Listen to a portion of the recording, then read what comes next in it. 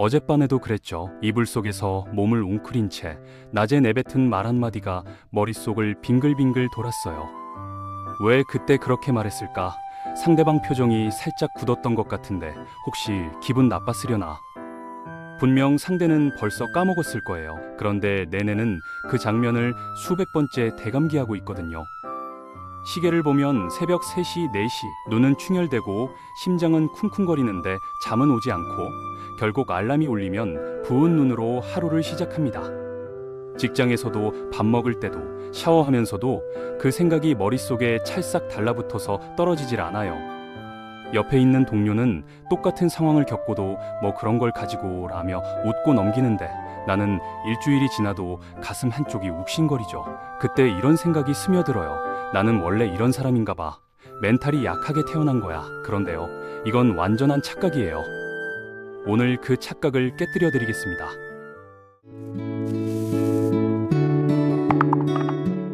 한 가지 먼저 짚고 가겠습니다.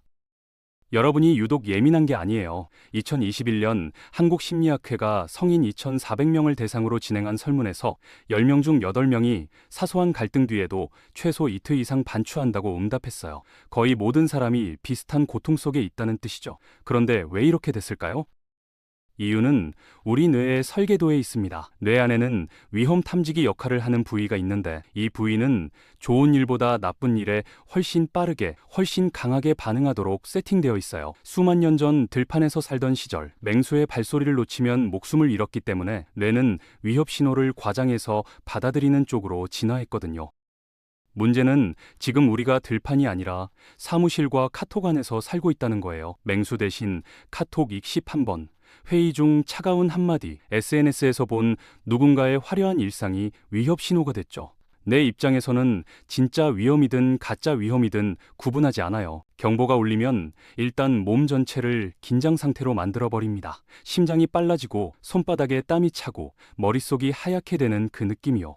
맹수를 만난 것도 아닌데 몸은 이미 전투 모드에 들어가 있는 거예요.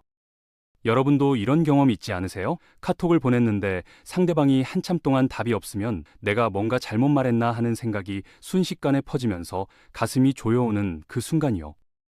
실제로는 상대방이 그냥 바빠서 못 본 건데 내내는 벌써 최악의 시나리오를 쓰고 있거든요. 여기서 재밌는 연구 하나를 소개할게요. 영국 킹스 칼리지 런던 연구팀이 2020년에 발표한 논문인데요. 사람들에게 모호한 표정의 사진을 보여주고 이 사람이 지금 무슨 감정일 것 같으세요? 라고 물었어요. 불안 수치가 높은 사람들은 같은 표정을 보고도 화가 나 있다거나 나를 싫어한다고 해석하는 비율이 그렇지 않은 사람에 비해 3배나 높았습니다. 즉, 상황 자체가 문제가 아니라 내 뇌가 상황을 어떻게 읽느냐가 감정을 결정한다는 거예요. 그러면 왜 어떤 사람은 같은 상황에서도 금방 털어내는데 어떤 사람은 며칠씩 끌고 가는 걸까요? 그 차이를 만드는 핵심이 바로 뇌의 브레이크 시스템이에요. 뇌 앞쪽에는 감정의 브레이크를 걸어주는 영역이 있는데 이 영역이 활발하게 작동하는 사람은 불안이 올라와도 잠깐 이건 실제 위험이 아니야 라고 판단해서 경보를 꺼버릴 수 있어요. 반면 이 브레이크가 약한 사람은 경보가 한번 울리면 꺼지질 않아서 같은 생각을 빙글빙글 돌리게 되는 거죠. 그런데 여기서 정말 중요한 소식이 있어요. 이 브레이크 시스템은 타고나는 게 아니라 만들어지는 거라는 겁니다.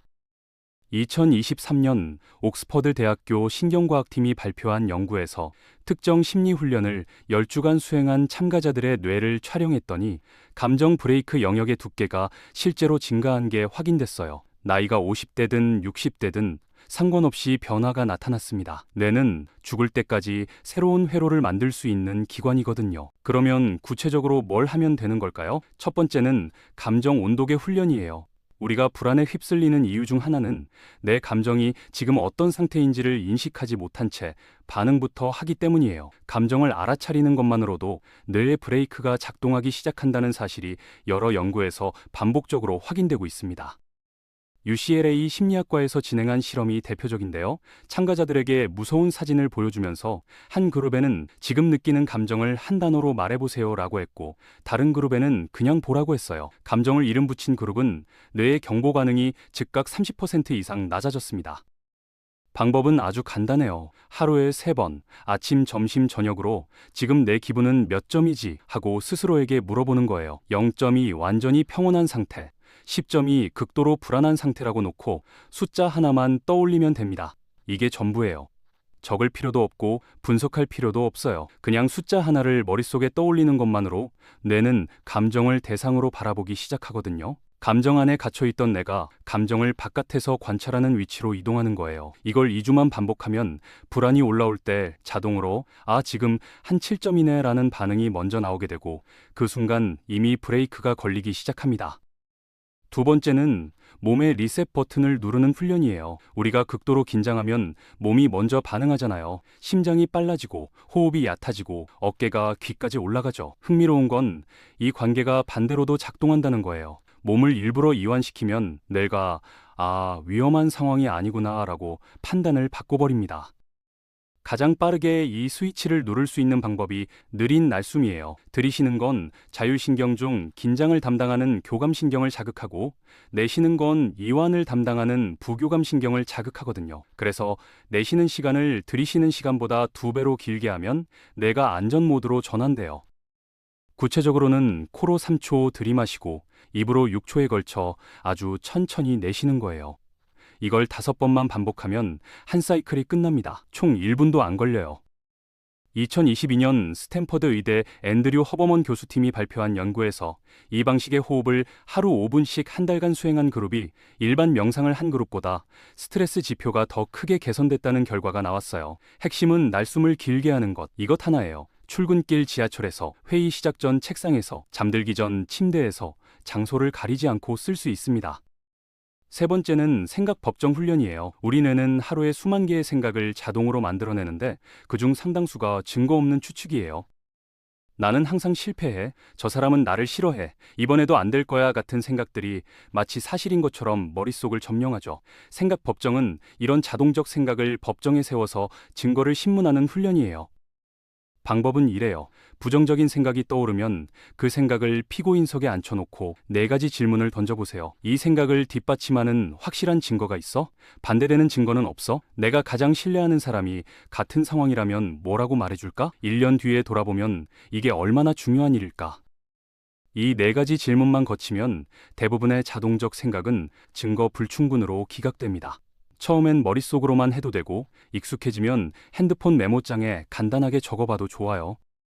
2024년 성균관대 심리학과 연구팀이 직장인 350명을 대상으로 이 훈련을 6주간 진행했는데요. 참가자들의 반추사고, 그러니까 같은 걱정을 반복해서 되씹는 습관이 평균 48% 줄었고 수면의 질은 35% 향상됐습니다. 밤에 뒤척이는 시간이 줄어든 거예요. 자동으로 튀어나오는 생각을 무조건 믿는 대신 한번 걸러보는 습관이 뇌 전체의 반응 패턴을 바꿔놓은 겁니다. 이 3가지 훈련에서 한 가지만 기억하세요.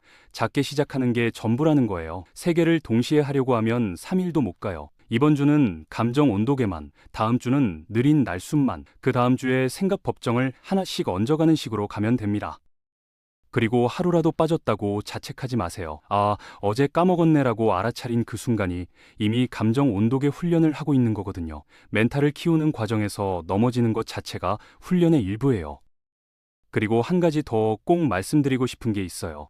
마음이 단단한 사람은 혼자서 다 버티는 사람이 아니에요. 오히려 반대예요.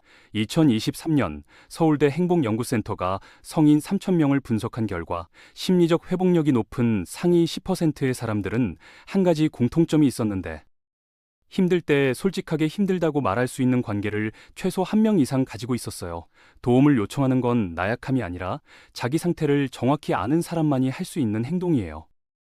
지금까지의 이야기를 정리하면 이래요. 여러분이 작은 일에 크게 흔들리는 건 성격 탓이 아니라 뇌의 오래된 설계 때문이에요. 그리고 그 설계는 바꿀 수 있어요. 감정에 이름을 붙이면 브레이크가 걸리고, 날숨을 길게 하면 몸이 안전 신호를 보내고, 자동적 생각을 신문하면 불필요한 고통이 줄어듭니다.